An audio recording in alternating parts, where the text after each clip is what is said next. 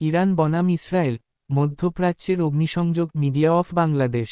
স্বাগতম media of Bangladesh YouTube চ্যানেলে। আজ আমরা তুলে ধরছি ইরান ও ইসরায়েলের মধ্যকার চলমান উত্তেজনা এবং এর গভীর রাজনৈতিক ও মানবিক দিকগুলো। বর্তমানে মধ্যপ্রাচ্য জুড়ে আবারও ছড়িয়ে পড়েছে উত্তপ্ত যুদ্ধের ছায়া। ইসরায়েলি বাহিনী একের পর এক হামলা চালিয়ে যাচ্ছে গাজা ও পশ্চিম তীরের নিরীহ ফিলিস্তিনি নাগরিকদের উপর।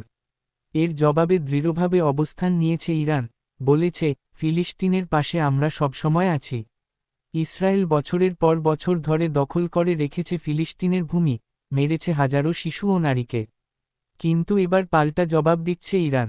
লেবাননের হিজবুল্লাহ, ইয়েমেনের হুতি এবং ইরাকের বিভিন্ন গোষ্ঠী ইরানের সঙ্গে ঐক্যবদ্ধভাবে ইসরায়েলের বিরুদ্ধে অবস্থান নিচ্ছে। মুভি ক্যামেরা ভিডিও, ইরানি রকেট উৎক্ষেপণ, সোলাইমানির ছবি, ইরানি সেনাদের মার্চ।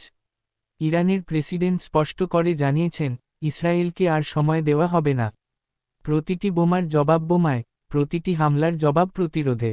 জাতিসংঘের তথ্য মতে 2024 সালে গাজার ওপর ইসরায়েলের হামলায় নিহত হয়েছে 10,000-এর বেশি মানুষ, যার অর্ধেকই শিশু।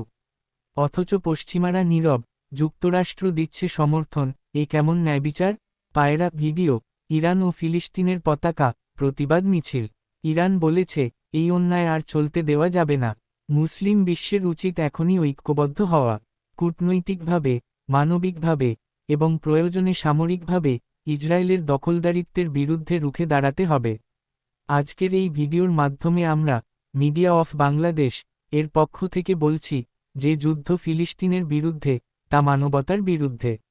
আর যে প্রতিরোধ ইরান করছে, তা এক ন্যায়ের লড়াই। আপনার মতামত জানাতে ভুলবেন না। ভিডিওটি শেয়ার করুন, সাবস্ক্রাইব করুন মিডিয়া অফ বাংলাদেশ চ্যানেলটি আরও আপডেট পেতে। ধন্যবাদ সবাইকে।